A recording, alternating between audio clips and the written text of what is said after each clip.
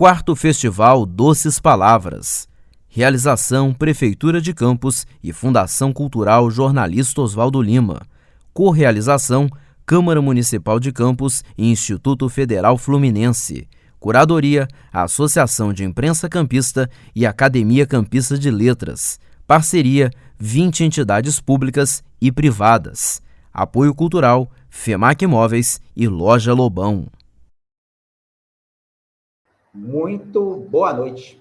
É um prazer, uma alegria estar aqui no 4º Festival Doces Palavras, participando aqui dessa oficina de si mínima, na verdade, oficina de poesia minimalista, né? Entre elas a si mínima e outras tantas que eu e o acadêmico Ronaldo Júnior, né? Nós falaremos delas para vocês aqui.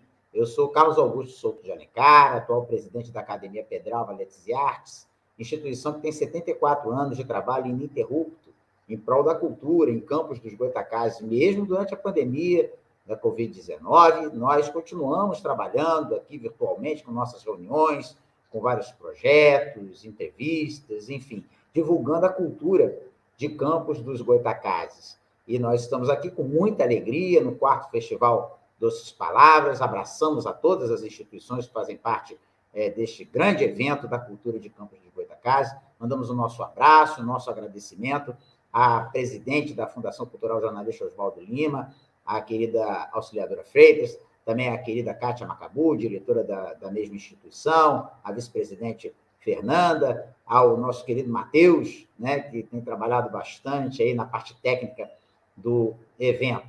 Enfim, e hoje estou aqui, como eu disse, para uma oficina de poesia minimalista.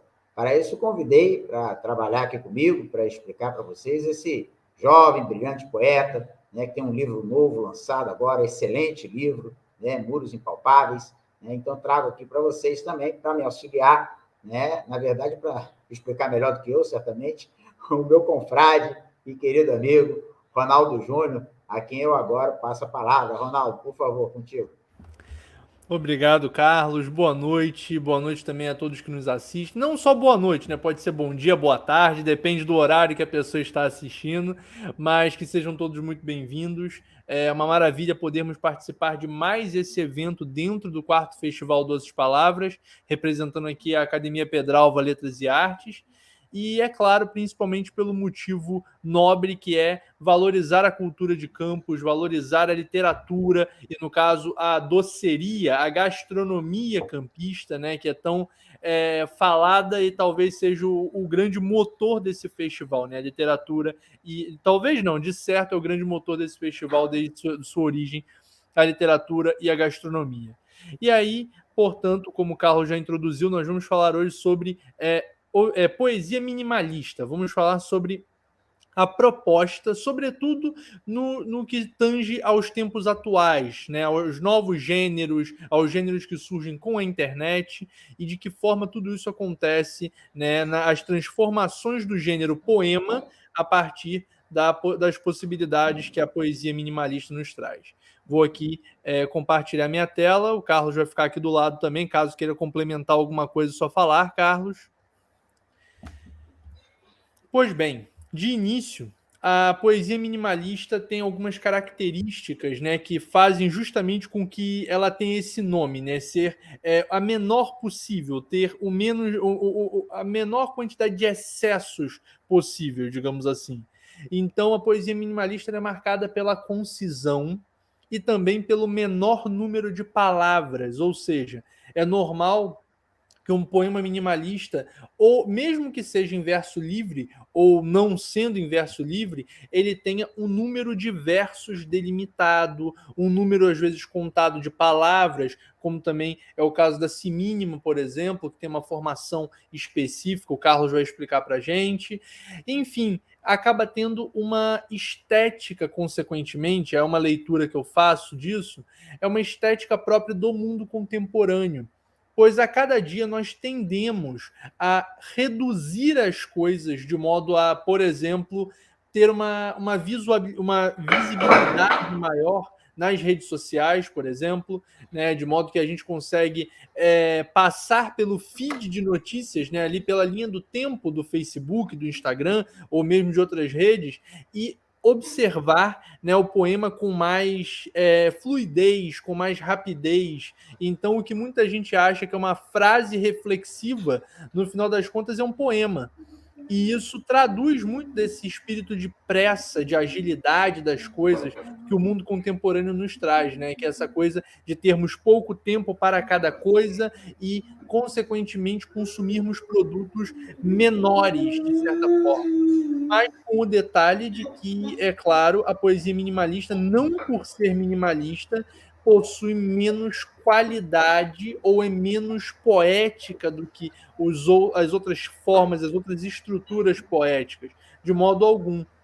A poesia minimalista ela tem essas características, mas talvez seja um desafio de boa qualidade, de bom tom para o poeta, tornar uma ideia complexa, um sentimento complexo, em um pensamento, em um conjunto de versos curto.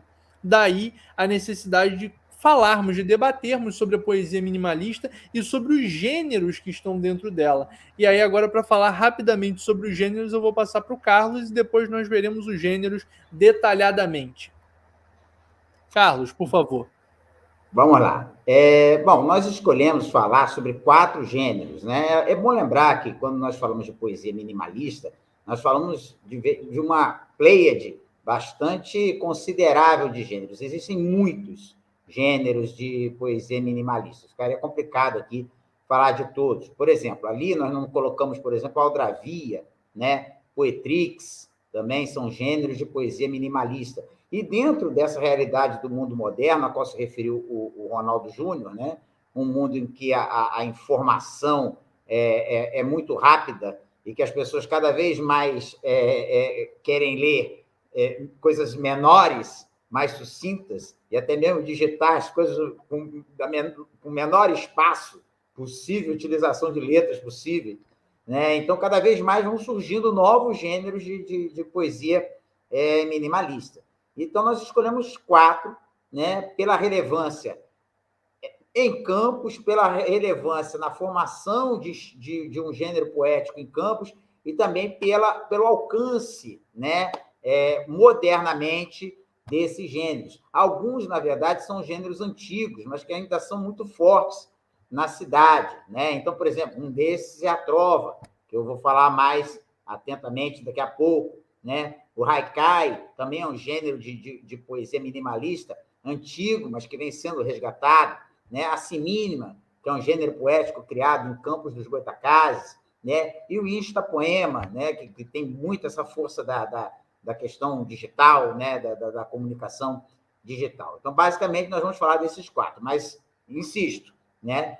Porque, por uma questão de tempo, nós escolhemos falar sobre esses 4 com mais atenção, mas existem vários outros estilos de poesia minimalista, e eu sugiro, inclusive, que quem estiver interessado, que procure, porque são bastante interessantes, cada um com suas características, alguns com regras, outros sem regras, assim, muito rígidas, mas sempre com um estilo bem delimitado, ainda que não tenha muito aquelas regras, né? Enfim, nós vamos ver essa diferença ao longo que todos esses 4 gêneros aqui, eles trabalham isso, uns com regras, outros sem regras, né? Uns mais livres, uns vão se modificando com o tempo, né? Vão tomando outras características, mas nós vamos ver isso daqui a pouco, quando falarmos mais atentamente de cada um deles.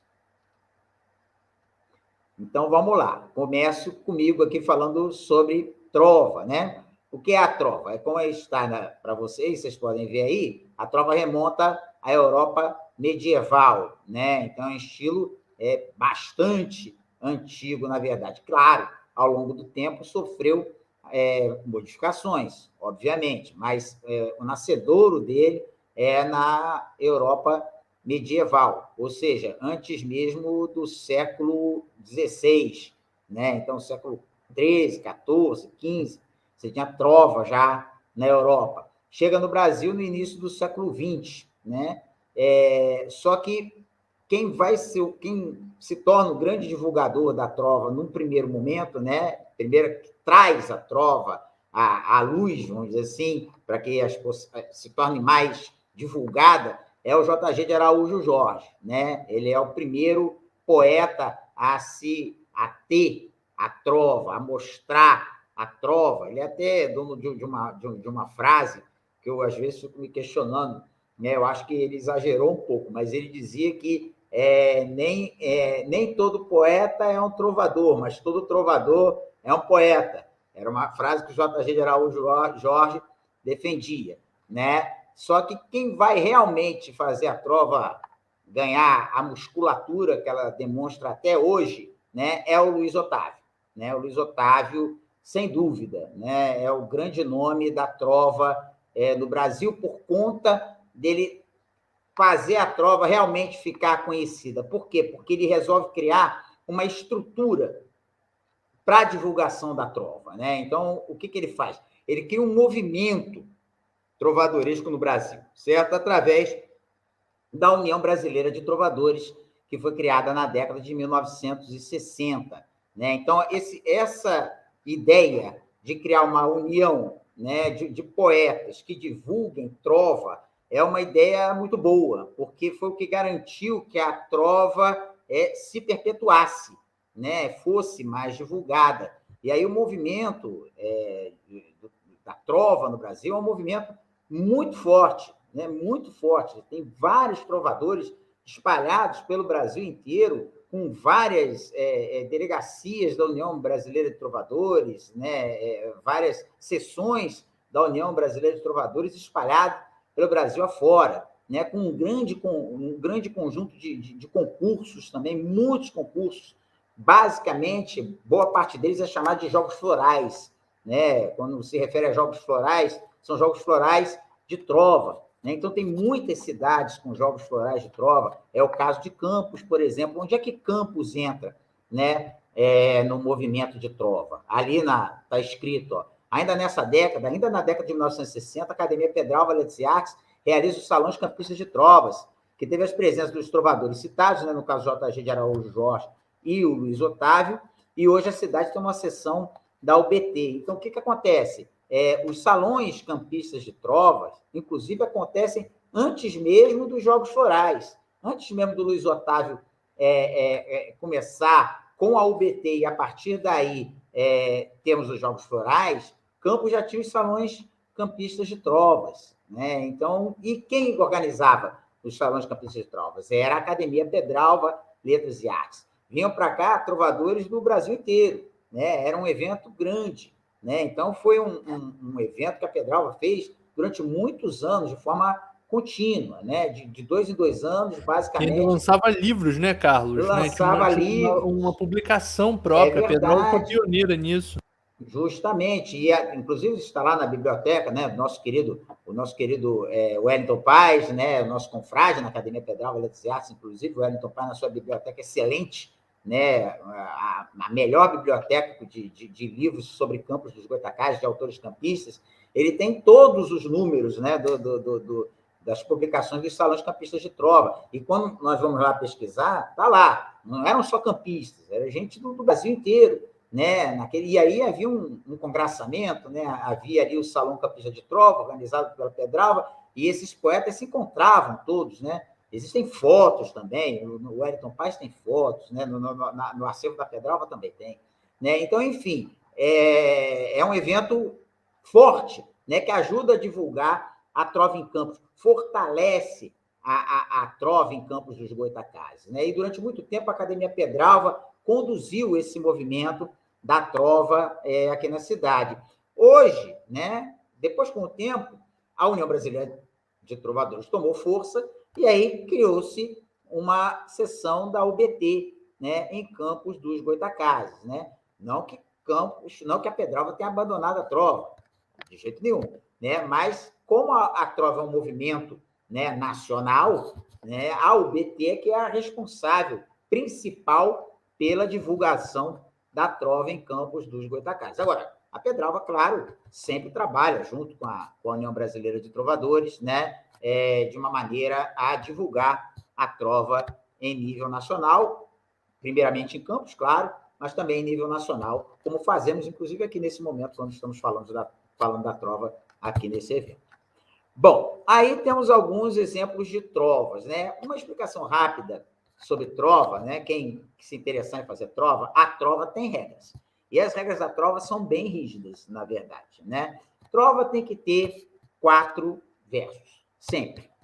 Senão não é trova. Além de ter 4 versos, ela tem que ter a famosa rima, né? Para quem trabalha em literatura sabe disso, são as rimas ABAB, ou seja, o primeiro verso rima com o terceiro, o segundo com o quarto, né? Até aí, tudo bem, mas seguindo só essas regras, nós poderíamos estar falando apenas de uma quadra, não é uma trova. Se eu faço um poema com 4 versos, rimando o primeiro com o terceiro, o segundo com o quarto, ainda não é trova.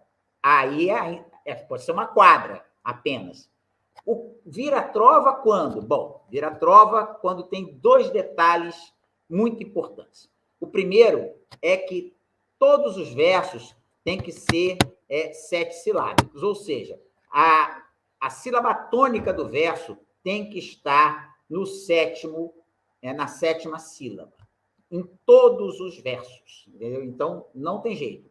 Em todos os versos, a 7ª sílaba tônica tem que estar lá. Se não tiver, já não é trova. Então, esse é o primeiro grande segredo da trova. Tem que estar na 7ª sílaba tônica, cada verso tem que estar lá. Daqui a pouco eu mostro nos exemplos, né? E também ela tem que ter sentido completo.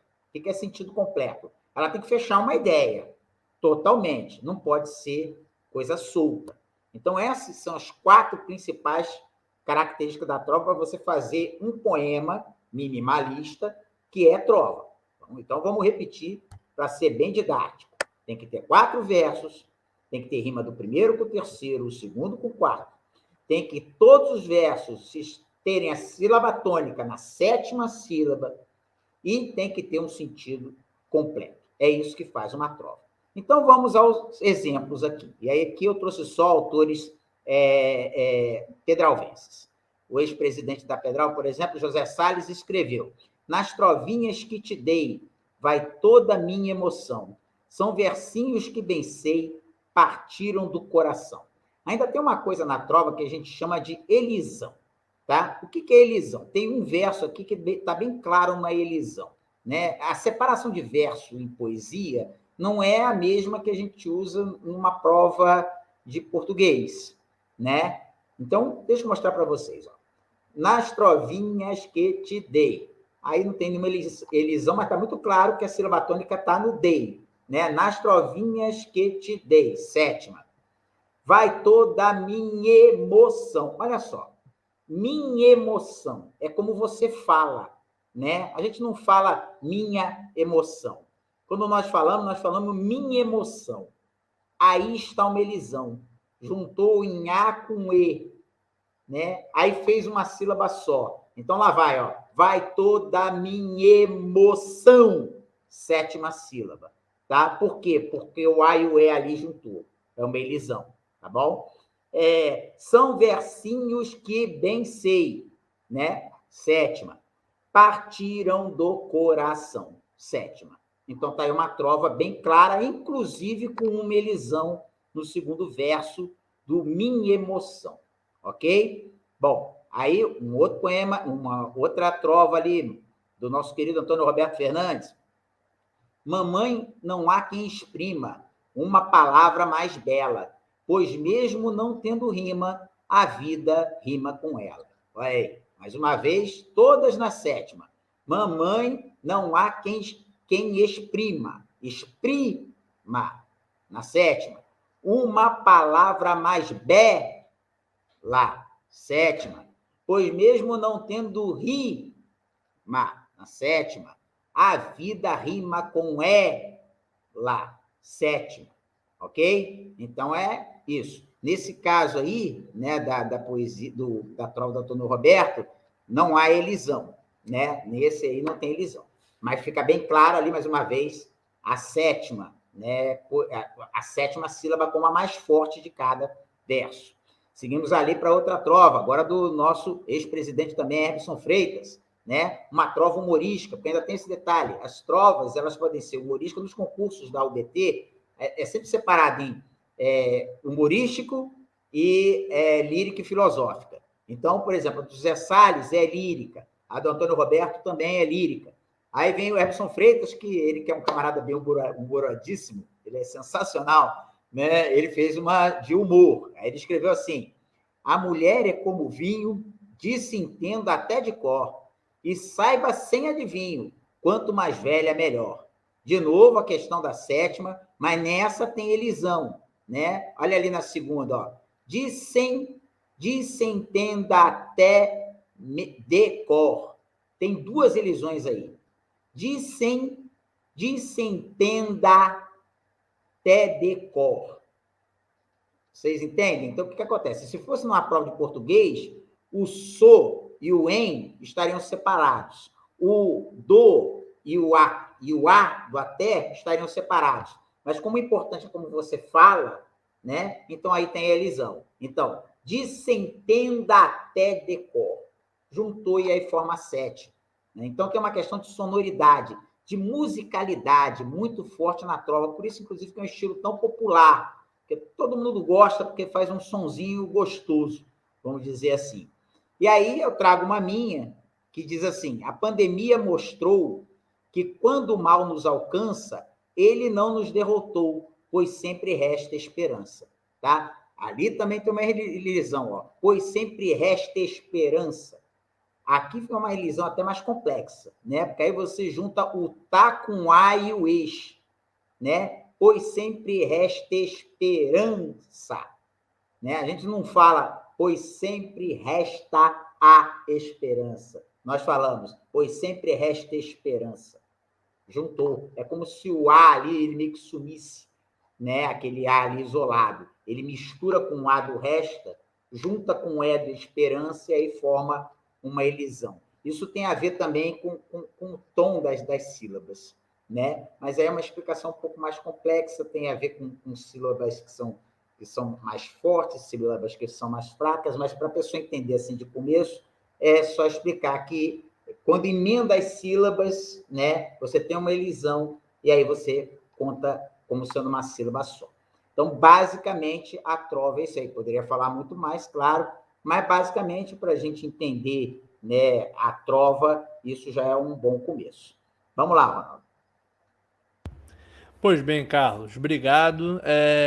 Vamos agora para o haikai. Eu não sou um haikaísta, então, de certa forma, o Carlos, que é um autor de haikais, ele escreve no gênero, ele que me corrija em qualquer deslize e também complemente qualquer informação que esteja faltando. Basicamente, o haikai, ele remonta, né, como está dizendo na tela, ele remonta a uma tradição japonesa, uma tradição literária japonesa, tendo o seu principal precursor, o principal criador ali, o Basho, que inclusive o Paulo Leminski foi um grande seguidor do Basho, né, aqui no Brasil, né, como também outros tantos que escreveram, que trouxeram inclusive o haikai para o Brasil. E aí, logo de cara, vem dizendo também outra informação, que o haikai, né, é um gênero que chegou ao Brasil, sendo primeiramente divulgado por Afrânio Peixoto em 1919, lá no início do século XX, tendo por influência publicações francesas. Né, a literatura francesa era muito consumida em terras brasileiras, sobretudo ali entre o século XIX para o início do século XX, com certeza. As publicações, inclusive, eram muito pautadas nos textos que eram lançados na França. Guilherme de Almeida, por sua vez, tornou o gênero poético mais divulgado a partir de 1937.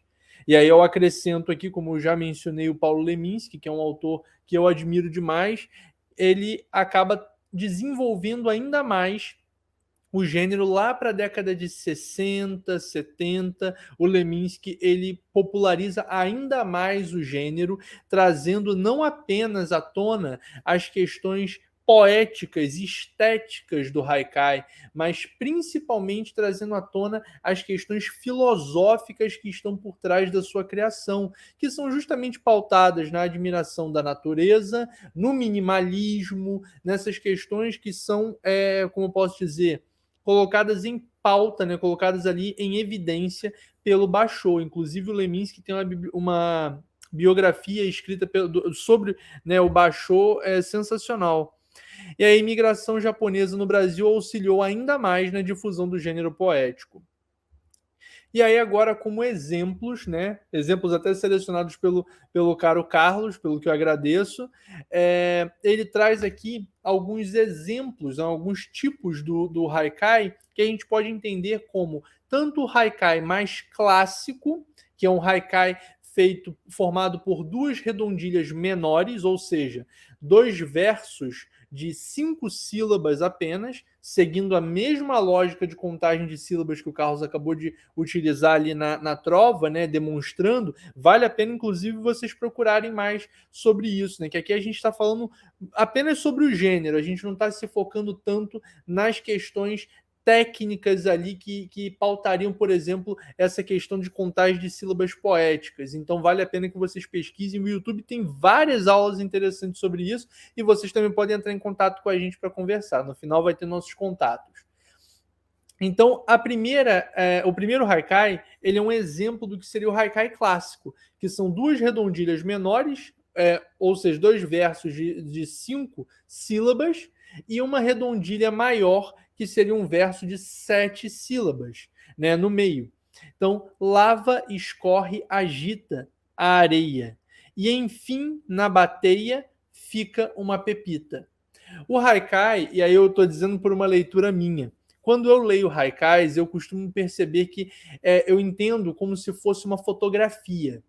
Diferente da trova, que o sentido completo normalmente nos traz uma sensação de lógica, né, da complexidade lógica do que o autor quer trazer, o haikai não.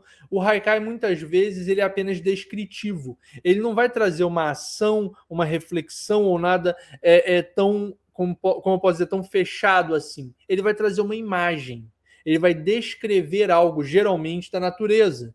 Então, quando a gente para ler um haikai do Paulo Leminski, por exemplo, a gente começa a ter a imagem, a percepção, a contemplação daquilo que está sendo falado. E agora vamos então para um outro haikai do Paulo Franchetti, que fala: flamboyantes floridos, até a luz do céu parece mais bela. Nesse já não tem a rima, se vocês repararem ali, tem uma rima bem definida ali no haikai do Guilherme de Almeida, que é mais clássico. Nesse segundo já não tem a rima, mas tem a noção de que o segundo verso ele é puxado a partir do primeiro. É como se o primeiro fosse uma frase estática completa, um enunciado ali fechado. O segundo, que se desdobra dele, não dá continuidade diretamente, né, na fala, mas ele dá continuidade na ideia, de certa forma. E aí agora eu vou pular, ao invés de eu ir para o primeiro da outra coluna, que é o do Paulo Leminski, eu vou ler primeiro do Carlos Augusto, né, que está logo na parte de baixo aqui. No chão, antes triste, um broto surge valente, cheio de esperança. Mais uma vez, essa noção da contemplação, né? Mais uma vez é perceptível que a gente consegue visualizar o que o haikaísta está mostrando no final das contas, né? Então, daí a necessidade de percebermos o haikai como uma forma de descrever, de contemplar poeticamente determinada visão, sobretudo da natureza. E aí, por último, e eu deixei por último o do Paulo Leminski justamente para mostrar a total ausência de regras nesse sentido, daí o fato de ele ter remodelado o haikai da sua maneira, né? Então, da sua maneira mais espontânea de criar poesia. E aí ele diz: esta vida é uma viagem, pena eu estar só de passagem. Então a gente tem ali um poema minimalista que talvez se compare mais com a instapoesia, que eu vou falar daqui a pouco, do que de fato com o haikai, porque ele foge do tema, ele acaba, se eu não me engano, fugindo da métrica, eu não conferi, mas eu acho que ele foge também da métrica, e no final das contas ele acaba trazendo uma temática totalmente alheia àquilo que seria, de certa forma, uma regra do haikai, que é falar da natureza. Então, é interessante de vermos a evolução do gênero e de que maneira ele se transforma de acordo com as visões, né, de cada época, as visões tanto estéticas quanto filosóficas, né, os movimentos literários de cada época, como foi o caso, por exemplo, do Paulo Leminski, já lá na década de 60, 70, produzindo, de certa maneira, um gênero novo, um gênero com a sua marca, né, com a sua visão. E agora eu vou passar a palavra novamente para o Carlos, para ele falar sobre a Semínima, um gênero campista. Tá com você, Carlos. Muito obrigado, Ronaldo. Bom, enfim, então o que acontece, né? O interessante de nós vermos ali o haikai é que enquanto a trova ela tem uma forma que é estática, vamos dizer assim, né? Se manteve daquele jeito e vai se manter daquela forma, porque senão não é trova, o haikai ele se abriu mais, vamos dizer assim. Ele foi, e aí os 4 exemplos estão ali para mostrar como que gradativamente ele foi incorporando visões diferentes. Tudo continua sendo haikai, mas não mais com aquela regra original. Ele vai migrando de uma maneira, ele vai se modificando ao ponto que o Ronaldo percebeu bem. Os do Paulo Leminski lembram muitos instapoemas de hoje em dia, que o Ronaldo daqui a pouco vai falar. E aí o que acontece? Por que nós falamos primeiro de trova e de haikai e agora vamos falar de semínima? A semínima, né, está escrito ali, foi criada pelo poeta Carlos Augusto Souto de Alencar em 2021, né? Qual é a ideia da semínima, né? Ela tem a ideia de ser uma fusão do haikai com a trova, né? E quando nós explicarmos as regras, acho que isso vai ficar mais claro. O nome do gênero poético vem da expressão campista seminina. Eu, como defendo o patrimônio cultural da cidade, né, na hora de pensar esse gênero poético, eu pensei num nome que tivesse também uma forma de preservar alguma coisa do jeito de falar campista, né? Então, aqui em Campos, nós temos alguns termos que são bem locais, né? Lamparão, cabrunco, enxugador, enfim, tem os termos. Zé Cândido de Carvalho, um grande autor campista, né? Autor de Coronel e Lobisomem. Nessa obra, ele preserva muito desse linguajar campista. Então, eu queria um nome, né, que tivesse a ver com coisa mínima, porque é um estilo minimalista, né? E que tivesse a ver com um nome, alguma coisa local. E aí eu lembrei desse termo seminina, né? Seminina, seminino, é um jeito que aqui em Campos as pessoas usam quando não lembra o nome da pessoa e vai chamar ela, mas seminina, seminina, seminino. E aí eu pensei, pô, seminina, se eu juntar com mínima, dá semínima, né? E ainda tem um certo tom musical, assim, né? Esse si aí, né? Eu me lembro até que na hora que eu estava pensando no nome, eu consultei o nosso confrade Vilmar Rangel, aí ele disse, Vilmar, eu estou pensando em chamar ou de semínima ou de lamparônica. Ele disse, não, lamparônica não é muito feio, semínima é mais bonito, o Vilmar Rangel me falou. Né? Aí eu consultei o querido Ronaldo também, consultei o Aristide Sofiati, né, que também ele tem um belo livro também de poesia minimalista.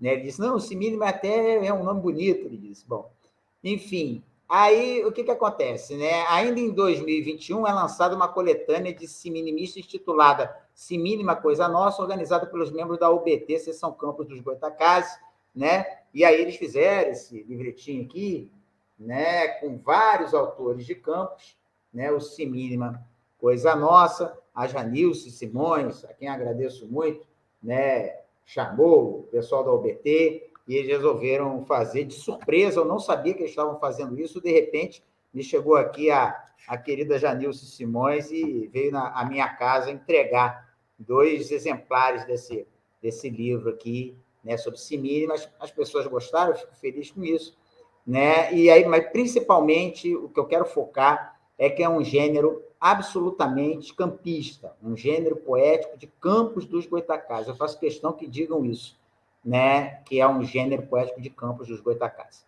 Bom, como ele foi montado, né? E aí vem as regras, né? Que o Ronaldo está passando aí. 4 versos rimados a B. Isso é da trova, né? Claramente, eu acabei de explicar para vocês que a trova, a rima da trova, né, é feita nos versos primeiro para o terceiro, segundo no quarto. Isso é claramente da trova. Então, A, B foi tirado da trova. Só 8 palavras diferentes entre si, sendo 2 por verso. Então, olha só, é minimalista por quê? Né? Porque ninguém vai usar numa semínima mais do que 10 palavras. Na verdade, só existirá semínima de 10 palavras, pelo menos no começo. Porque eu também não estou aqui para fechar as coisas, não. Afinal de contas, eu sou um poeta modernista. Apesar de ter criado um gênero literário com regra, a ideia é que no futuro façam como fizeram com o Haikai. Cria semínima diferente aí, baseado na semínima, mas vai adaptando. Eu sou super a favor de modernidade, né? Só que ela, como base, são 10 palavras. São 8 no corpo, mas são 2 no título, porque é obrigatório ter título, e daqui a pouco eu explico por quê. Então, são 8 palavras diferentes entre si. Nesse ponto, lembra um pouco a aldravia, que você só pode usar 6 palavras na aldravia, né? Terceiro item, a primeira palavra deve ser uma proparoxítona e a segunda um verbo infinitivo, sempre com 2 sílabas. Bom, então vamos lá. Toda a primeira palavra de uma semínima, a não ser no título, tem que ser uma palavra proparoxítona. Por que proparoxítona? As palavras proparoxítona têm uma sílaba tônica muito forte, né? Quer dizer, a sílaba tônica da proparoxítona ela é bem clara, bem marcada. Não é à toa que toda proparoxítona é acentuada, né? Justamente por quê? Porque ela é uma sílaba tônica bastante marcante, né? E por que o verbo no infinitivo tem que ser só 2 sílabas? Porque obriga que a última sílaba tônica do verso seja a última do verbo utilizado. Vocês vão ver quando nós usarmos os exemplos. Então, basicamente, boa parte das semínimas, não todas, porque eu não quis ser tão rigoroso assim, mas boa parte das semínimas caem numa redondilha menor, exatamente como no Haikai. Então, aí está, né, pelo menos o primeiro e o terceiro verso do Haikai clássico, né? Então, entra muito do Haikai aí nessa parte, né? Quando eu peço para usar proparoxítonas, na primeira palavra, uma proparoxítona, e na segunda do verso usar um verbo no infinitivo, aí é que está entrando o Haikai, as redondilhas menores do Haikai, né? Primeiro e terceiro verso do Haikai clássico, claro. 4, título obrigatório com 2 palavras que podem ou não aparecer no texto. Por que esse título, né? Eles ajudam a formar aquilo que o Ronaldo falou no Haikai, que é a imagem. Então, o que acontece? Nós estamos num mundo hoje em que as pessoas estão muito bombardeadas de imagem, né? Estamos nós aqui bombardeando mais ainda as pessoas de imagem. Mais uma vez, nós estamos cercados de imagem, né? Como nunca na história da humanidade. As pessoas estão viciadas em imagem. Essa é a verdade. Então, qual é a tentativa aqui da semínima? Né? É de tentar obrigar a pessoa, como no Haikai, né? Obrigar a pessoa a pensar na imagem. Tá? Ao invés dela olhar a imagem entrar nela, vir dela, entendeu? Vir de dentro dela. Né? Então, quando eu mostrar os exemplos, vocês vão ver que a imagem está sempre ali. Praticamente obriga você a realizar a imagem na cabeça. Entende? Justamente pela limitação das palavras, né? E pelo título que ajuda a formar a imagem, a semínima acaba fazendo esse papel, né? De trazer a imagem da pessoa. A pessoa visualiza a imagem na mente dela, certo? Essa é a ideia, né? Fazer a pessoa pensar a imagem. Sem pontuações, né?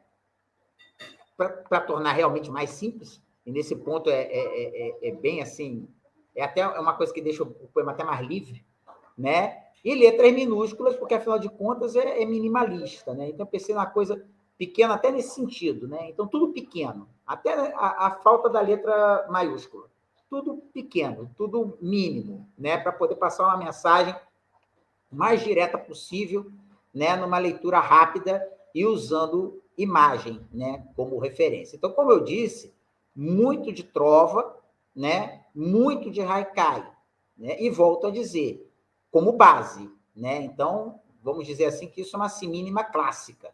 Agora, é claro, como eu disse, como aconteceu com Haikai, eu espero que evolua, né, e apareçam outros tipos aí de semínimas novas, semínimas modernas. Quem sabe um dia a gente possa fazer um slide aí como aquele do Haikai, mostrando a evolução da semínima. Quem sabe, né? Pode ser muita pretensão da minha parte, mas quem sabe, né? Nunca se sabe. Vai ver que nós possamos chegar, quem sabe nós possamos chegar nesse ponto, né? E aí eu trago exemplos, né? De pessoas que já estão escrevendo semínima, e já tem gente fazendo semínima no Paraná, na cidade do Rio de Janeiro também já tem gente fazendo semínima, né? Então eu trouxe aqui alguns autores, um inclusive é do Rio de Janeiro, né? Da cidade do Rio de Janeiro, né? E trouxe aqui alguns amigos seminimistas, né? Que fazem parte aí desse movimento de semínima, que volto a dizer, para divulgar a cultura da nossa cidade, né? Então, vamos aos exemplos que eu falei para vocês, vamos tentar visualizar tudo aquilo que eu disse antes, né? Então, por exemplo, aquela semínima minha que se chama Árvore Viva. Ela diz assim: música fluir, cântico soar, ótimo ouvir, pássaro cantar. Então, vamos lá.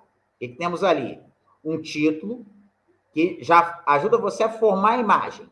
É uma árvore viva, né? Então, já põe na cabeça que eu vou falar de uma árvore, né? E não é uma árvore qualquer, é uma árvore que está vicejante. Aí diz ali: música fluir, cântico soar, ótimo ouvir, pássaro cantar. Quer dizer, você praticamente vê na sua mente o pássaro na árvore, né? Cantando e dando vida à árvore, né? E está ali, ó.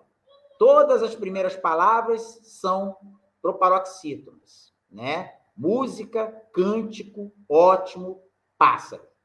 Todas as segundas palavras de cada verso, verbos no infinitivo. Fluir, soar, ouvir, cantar. Todos com só 2 sílabas. Obrigando necessariamente, no caso dessa semínima, muito especialmente, os 4 versos em redondilha menor. Música fluir, cântico soar, ótimo ouvir, pássaro cantar. Então, tem uma musicalidade, né? Quer dizer, então, ela é uma semínima que ela não só traz a imagem, né? Ela ainda por cima fala de canto, de música, ainda por cima ela ainda traz a sonoridade. Então, ela traz a imagem, traz a sonoridade, né? Traz a poesia no jeito em que ela foi montada, né? Seguindo as regras da semínima.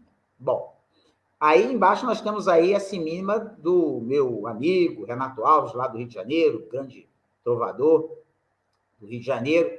Ele escreve Estrela Cadente: esplêndido brilhar, rápido morrer, hipérbole traçar, efêmero viver. Então, mais uma vez, ó, estrela cadente. Eu já disse para você, ó, é uma imagem. A imagem é da estrela, né, caindo, né? No caso, eu que também sou geógrafo, obviamente, é um meteorito, né? A estrela cadente é poesia, lógico, né? Então, estrela cadente, esplêndido brilhar, né? Olha lá, proparoxítona, um verbo no infinitivo com 2 sílabas. Rápido morrer, proparoxítona, verbo no infinitivo, 2 sílabas. Hipérbole, traçar, efêmero, viver. Então, toda a imagem da estrela cadente e até um toque de filosofia, né?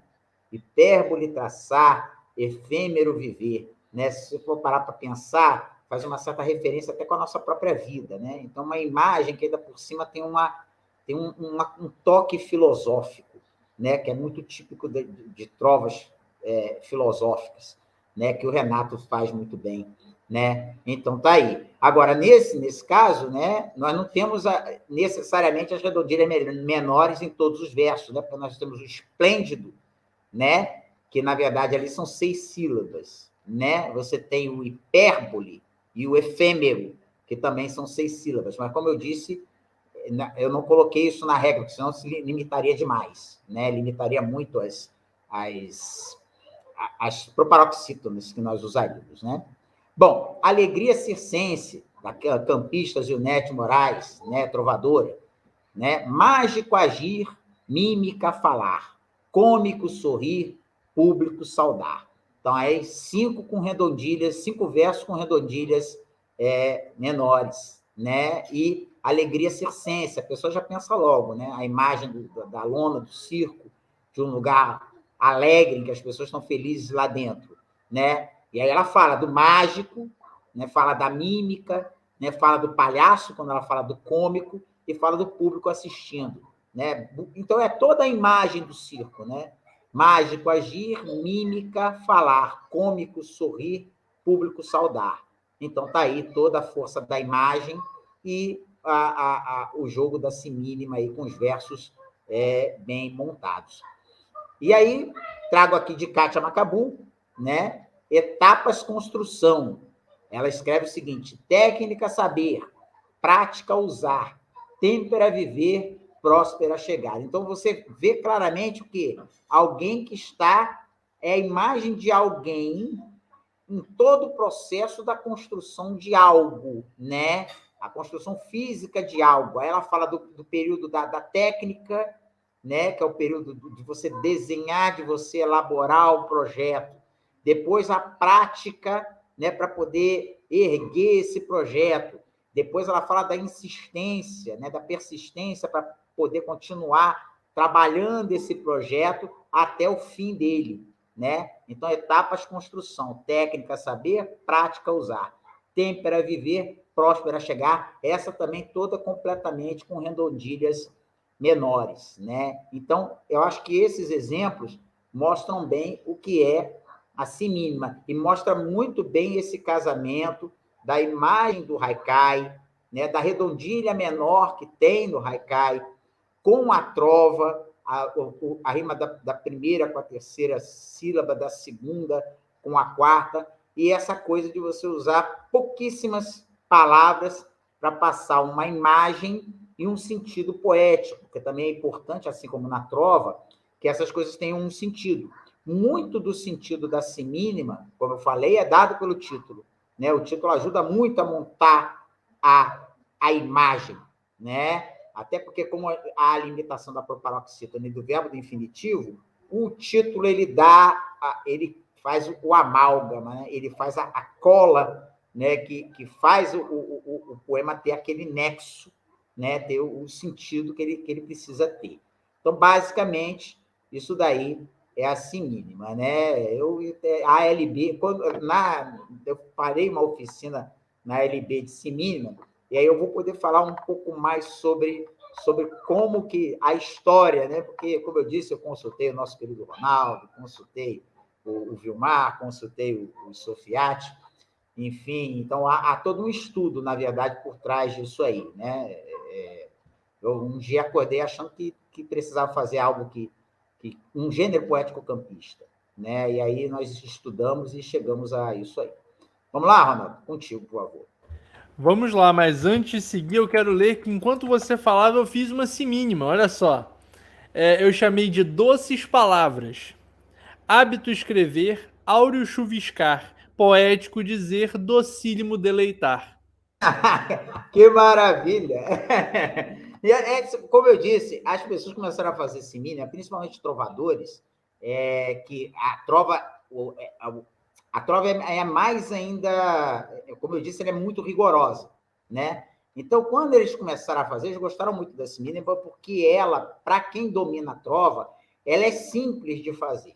Só que, ao contrário da trova, eu gostei muito quando você falou aquilo, ao contrário da trova, que tem uma coisa muito lógica, né? Assim, e fechada nela, a semínima ela tem essa coisa da imagem mais livre, né? Então, o que acontece? Ela tem essa questão da regra, que é boa para o trovador, mas, ao mesmo tempo, ela põe na cabeça até do trovador uma coisa mais suave, né? Ela tem um jeito mais suave, ela tem um jeito mais leve de seguir. Né? E na minha Mas opinião, Carlos, eu já expressei isso até numa ocasião que a gente estava fazendo uma live com a Auxiliadora Freitas, né, e com, né, da Fundação, né, aqui no perfil da Fundação mesmo, no YouTube, eu mencionei que, de fato, é um gênero que traduz bem as tradições campistas, as tradições literárias campistas, que são tanto uma tradição mais voltada para a métrica, mais voltada para um poema mais clássico, como também uma tradição mais livre, né? Daí a possibilidade de você utilizar palavras que fogem à métrica, né? Questões ali que de acordo com a ideia. Então, em tese, é um gênero com verso livre, mas que também vai agradar trovadores, vai agradar poetas modernos, enfim, vai agradar os públicos no geral, porque é um gênero que mescla ambas as tradições. E aí você agora vai falar de instapoemas, né? Que é um tipo de poema que também pela limitação das palavras que são usadas nele, não por métrica, né? Mas porque eles têm que ser pequenos, ele trabalha muito com imagem, né? Então nós estamos falando, a semínima, apesar das regras, ela traz imagem, né? Então eu acho que muito, e aí nós vamos conversar sobre isso quando nós falarmos sobre a poesia minimalista em Campos dos Goytacazes, no dia 22 nós voltaremos aqui, eu, Ronaldo e Ana Lúcia Rodrigues, para falar da poesia minimalista em Campos dos Goytacazes na sua história e atualmente, né? Mas atualmente essa questão da força da imagem, né? Da imagem na literatura minimalista, ela é muito forte, e ela é forte no instapoema, e a semínima nesse ponto, mesmo com as regras dela, ela traz essa imagem. Então o modernismo dela está muito nisso que você falou, de que não necessariamente, né, as proparoxítonas elas podem ser ou com 5 versos, ou com 5 sílabas, ou com 4 sílabas, ou com 3 sílabas, mas principalmente porque ela é um poema minimalista de imagem, né? Quer dizer, que trabalha muito fortemente a imagem. Eu acho que nisso está o modernismo da semínima, se me permite aqui complementar, caro Ronaldo. Mas vamos lá, Ronaldo, fala aí de instapoema. Não, com toda certeza, eu concordo totalmente e acho que é um gênero que tem que ser muito propagado, muito divulgado para a gente debater ainda mais e fazer com que o campista sinta, né, que de fato é um gênero feito com coisas da cidade, que a gente pode pensar a cidade a partir dele, sem dúvida alguma. Vamos falar muito mais disso no dia 22. Mas agora eu quero falar da Insta Poesia, né, ou dos Insta Poemas, especificamente. Por primeiro momento, eu posso falar que é um gênero virtual, é um gênero que parte do ambiente digital, né, o ambiente da internet, especificamente. Por quê? A partir do momento que você possui uma plataforma em que você pode lançar desde fotos, textos, vídeos, qualquer coisa do tipo, existe uma tendência que as artes como um todo, sobretudo as artes mais clássicas, se adaptem de alguma forma para entrar nessas redes, nesse ambiente, né? nessa plataforma, digamos assim. Assim como nós temos o livro, que é um livro de papel, nós também temos os leitores digitais, que são ali, até também tablets, celulares, por que não, que nos permitem ler livros digitais. Nós também temos poesia, nós temos crônicas, nós temos contos que são publicados e escritos, né, especificamente para o meio virtual. Mas por que então, como eu já falei, Carlos já falou bastante sobre isso, por que um gênero literário minimalista, ele é tão bem-vindo, ele é tão cabível, né, no ambiente virtual? É justamente pela noção de pressa, pela noção de fluidez que as redes sociais acabam trazendo. A rede social, ela, por mais que caibam ali os famosos textões nas redes sociais, é muito comum que nós tenhamos uma fluidez por parte do usuário mesmo. O usuário não quer se prender, né, enquanto está passando ali a linha do tempo, ele não quer se prender em informações extensas, em textos longos, não é do desejo dele normalmente. Então existe uma tendência ao consumo de informações, de textos, de conteúdos que sejam mais curtos. Porque quando o usuário quer ler um conteúdo mais longo, ele vai procurar um livro, vai procurar uma página específica. Ele não vai procurar ali algo que está passando na tela dele, do celular ou do computador. Então, esse gênero acaba tendo influências nessas estéticas, digamos assim, que vem desde o modernismo, trazendo inovações tanto no verso métrico quanto no tamanho, na extensão do poema. você lê, eu vou retomar aqui, você lê Paulo Leminski, por exemplo, ele fazia instapoemas sem estar na internet. Daí a grande diferença. O instapoema, ele é um poema que já era feito lá na geração mimeógrafo, mas que tinha todo um teor, toda uma função específica para aquela geração, e sobretudo para a estética proposta pelo Paulo Leminski, mas nos dias atuais essa estética é cabível nas redes sociais por esses motivos que eu falei, da fluidez e do dinamismo das redes. Então, existem influências naquilo que se vê há anos atrás, há décadas atrás, você já tinha algo que poderia ser chamado de instapoesia se estivesse numa plataforma virtual. Então, já falei da fluidez e da velocidade, consequentemente, existe uma concisão maior, ou seja, existe a ideia justamente que é a proposta da poesia minimalista como um todo, que é a ideia de você resumir os pensamentos, os sentimentos em uma pequena quantidade de palavras. Daí a importância de se pensar por que os textos estão diminuindo, por que os gêneros estão se transformando dessa maneira. É justamente para se adaptar tanto aos anseios e às formas de se expressar do autor, como também a forma de consumir literatura, de consumir conteúdos pelo público. E a partir disso eu evidencio a ausência de regras.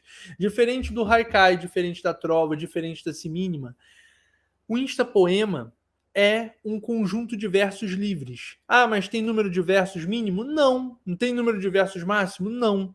Pode ser com forma? Pode. Pode ser... Entende? É tudo cabível de acordo com a criatividade na rede social. Só que existe aquilo que é mais consumido pelo público e aquilo que é menos consumido. Por exemplo, a instapoesia mais consumida pelo público é aquela que vai tratar de assuntos voltados para o eu, voltados para a introspecção, para a autocura, para a reflexão até psicológica de algo que está passando na vida. Então, existe toda uma noção de falar sobre amores não resolvidos ou amores que ainda não foram vividos, falar sobre questões existenciais que às vezes não estão totalmente delimitadas, definidas pela pessoa. Então tem sempre esse teor psicológico, esse trabalho, não comparando, porque não tem nada a ver nesse sentido, mas é um trabalho que acaba tendo um fundo de autoajuda, de refletir sobre algo que a própria pessoa está vivenciando e, com isso, trabalhar o psicológico dela a partir daquela reflexão curta, né? Inclusive, vale a leitura de um artigo, se procurar no Google é fácil de encontrar, chamado Instapoemas, o fenômeno que tirou a poeira da poesia. Foi publicado há alguns anos pela revista Veja, e na época a Veja entrevistou alguns dos principais instapoetas, né, da geração, e falou um pouco sobre tanto as influências poéticas desses autores, como também falou sobre os anseios, o que eles de fato buscam ao escrever nas redes. E agora, com isso, eu vou passar aqui para 4 exemplos de instapoemas. O primeiro é justamente do Adriano Moura, que é um escritor daqui da cidade, professor também. O Adriano escreveu assim no perfil dele do Instagram. Inclusive, cada referência ao autor é justamente o perfil dele na rede social, no Instagram. Minha alma tem fratura exposta, porque crio dragões em vez de matá-los. Reparem o teor psicológico, o teor que a gente pode trazer para a realidade existencial do indivíduo, e também o fato de não haver título, né? Os 4 textos não têm título. Alguns podem ter? Claro que podem, de acordo com a vontade do autor, mas é possível que os textos não tenham título, e principalmente que os textos reparem também a diferença de forma, né? Alguns estão centralizados, como é o caso, um está centralizado, como é o caso do Adriano, do texto do Adriano. Os textos de baixo e logo o primeiro da segunda coluna estão alinhados à esquerda, e o meu está justamente, né, que é o último texto, está justamente alinhado de acordo com os espaços que eu dito no texto, ao longo do texto. Então vamos agora para o segundo. O segundo diz assim: meu amor não depende do seu sim ou do seu não, da sua presença ou da sua ausência, da sua voz ou do seu silêncio. Aprendi que o meu amor é. Existe, não insiste. Não é hábito, habita. Eu sinto independentemente do seu sentir. Esse é do poeta Zeke Maguiese, e ele basicamente faz uma coisa que é muito nítida na instapoesia e que vem muito, eu só consigo lembrar com tanta clareza do Paulo Leminski ao fazer poemas minimalistas e com jogos de palavras. Né? Reparem quantos jogos de palavras nós temos ali na poesia do Zeke e de que forma isso é traduzido na instapoesia como um todo. Né? De certa maneira, a própria ideia, muitas vezes a ideia trabalhada com uma palavra que muda, às vezes, uma sílaba, que muda um acento, acaba fazendo com que algo se complete e tenha seu sentido mais, como eu posso dizer, melhor trabalhado na frase. E agora o instapoema do Saulo Pessato, logo aqui no primeiro da segunda coluna. Procurei nas mudanças mudas de novas plantas que irrompam desta cicatriz. Cubram-na e deem-me sombras para eu frutificar feliz. Mais uma vez uma temática introspectiva, mais uma vez uma temática de superação, por que não, das questões da vida. E o Saulo, inclusive, ele tem um perfil no Instagram, assim como o Zé, que o Adriano, e eu também tenho. Ele tem um perfil no Instagram em que ele posta periodicamente, ele tem o costume de postar, são textos de muita qualidade, né? E assim como do Adriano e do Zé, que eu repito isso. E agora, por último, o meu, em que eu busco trazer uma imagem também, daí o que o Carlos Augusto falou, quanto menor o texto, no final das contas, existe uma tentativa maior de trazer as imagens com um menor número de palavras, né? De traduzir uma cena, uma imagem, uma passagem que seja visual, né, com essas palavras. E eu falo assim: tentei ensinar um verso a um passarinho atencioso que me fez parar no meio da praça. Ele, no entanto, com seus pulinhos de andar, me ensinou que quem vive nas nuvens não precisa de versos, precisa é saber voar. E ali é o meu perfil, Ronaldo Júnior Escritor, tudo junto, né? Tudo escrito junto ali no Instagram. Então é basicamente isso. A Instapoesia, ela vai ter uma liberdade de forma, ela vai ter uma liberdade com relação à métrica, então vai ser em verso livre, em regra, e normalmente, né? E vai trazer temáticas que digam respeito à realidade do autor e que também despertem identificação naqueles que leem, né, nos leitores ali que são usuários da rede social. E basicamente sempre com jogos de palavras, com tentativas de criar essas imagens para que a pessoa visualize. E é daí, agora a gente já caminhando para uma conclusão, a gente consegue perceber que existem pontos em comum entre os 4 gêneros aqui, né? Alguns com relação à questão métrica, à questão estrutural, outros com relação à questão de criação de imagens, de criação de sentidos, de jogos de palavras, daí o interesse, daí como interessante observarmos essas transformações, né? Porque no final das contas é como se um gênero acabasse se desdobrando no outro, tendo em vista, né, as próprias questões literárias e essa disseminação das noções ali de criação de cada texto. E agora, por fim, eu deixo aqui os nossos contatos, né? Primeiro o contato do Carlos Augusto, basta procurar Carlos Augusto Souto de Alencar no Facebook, né?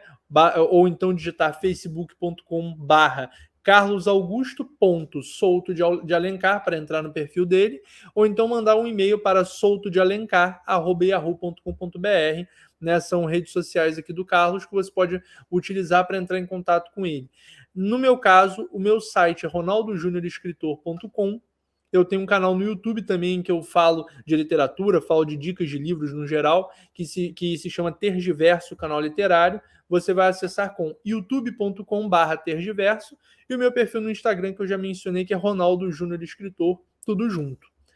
E agora, vou voltar aqui para a tela para falar, para a gente finalizar, Carlos. E agora eu queria também aproveitar, a gente acabou nem combinando isso, mas eu queria aproveitar para a gente também convidar as pessoas que estão nos assistindo a criarem também esses gêneros, né? E seja numa reunião da Academia Pedralva lá no Facebook, né? Academia Pedralva Letras e Artes, que a pessoa pode encontrar lá, seja mandando diretamente para as nossas redes sociais, que elas possam criar para também compartilhar com a gente as produções, seja uma trova, uma semínima, um haikai ou até um instapoema, né? De acordo com o que a pessoa gosta de criar e gosta de ler.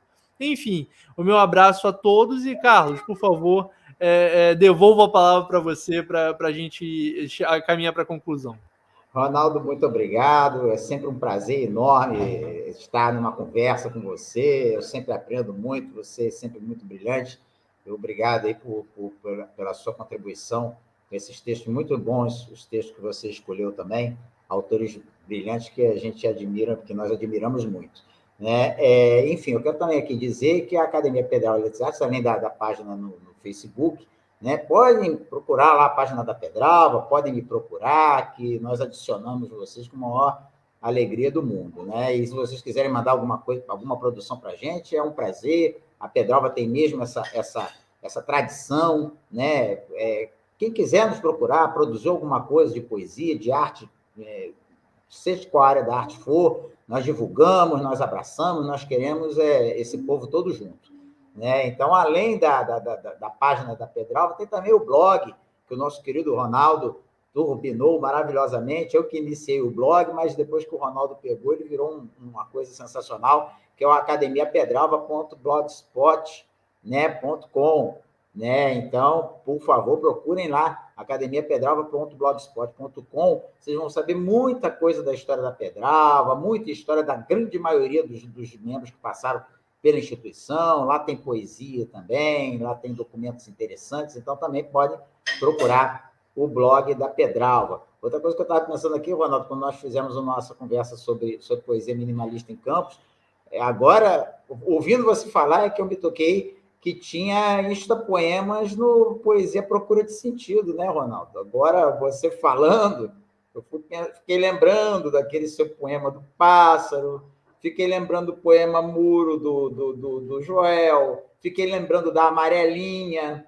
Aquilo ali é instapoema, e eu nem no sabia. final das contas, varia justamente dessa plataforma em que é colocado, né? Então, um poema que normalmente seria veiculado num livro, se é veiculado nas redes sociais, ele se torna né? Ele acaba tendo a proposta, tomando ali a proporção de um instapoema. Então, a minha leitura, pelo menos, é essa. Existem trabalhos ainda sendo desenvolvidos nesse sentido, né, academicamente, para pensar esse novo gênero, mas é isso, a gente tem que produzir, buscar inovar nesse gênero para encontrar essas transformações.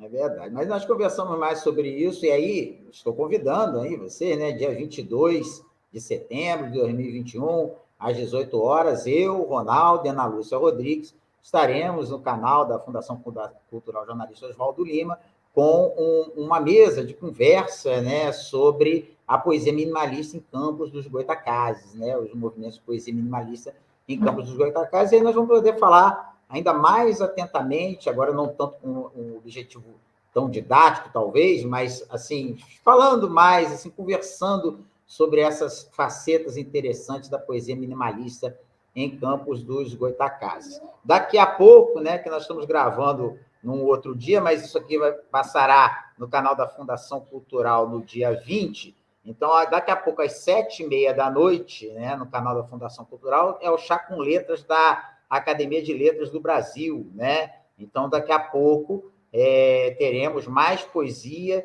né, com a presidente da Academia de Letras do Brasil, Seção Campos de Goytacazes, Sol Figueiredo, o vice-presidente Aldinei de Souza Sá, e vários acadêmicos da Academia de Letras do Brasil, que estarão aqui nesse mesmo canal, às 19h30, daqui a pouco. Então, assistam, que é mais poesia campista, né, mais arte campista, literatura campista, para deleite de todos. Agradeço a todos que nos assistiram. Volto a dizer, procurem a gente, pode procurar sim. A Academia Pedralva, ela tem uma tradição também de que nós não queremos ficar assim, não existe esse negócio de nós estarmos num patamar qualquer inalcançável, isso não existe, tá entendendo? Nós somos gente, queremos gente junto com a gente, né? Então, mandem poesias, né? Conversem conosco, nós queremos divulgar a arte, queremos divulgar vocês, né? Se você tem alguma coisa guardada na gaveta, está com vergonha de mostrar, Não tenha não, mostra para a gente. Nós podemos ajudar, né? Ajudar a divulgar, ajudar a melhorar, se for o caso, né? Conversar, aprender com vocês, sobretudo, também, que é muito importante. Intercâmbio, né? De pensamento, diversidade, isso é muito importante, enriquece a gente, né? Então, eu agradeço mais uma vez a todos vocês. E, enfim, até a próxima e muito obrigado. Ronaldo, obrigado também. Obrigado, Carlos. Obrigado a todos. Uma boa noite. Até mais.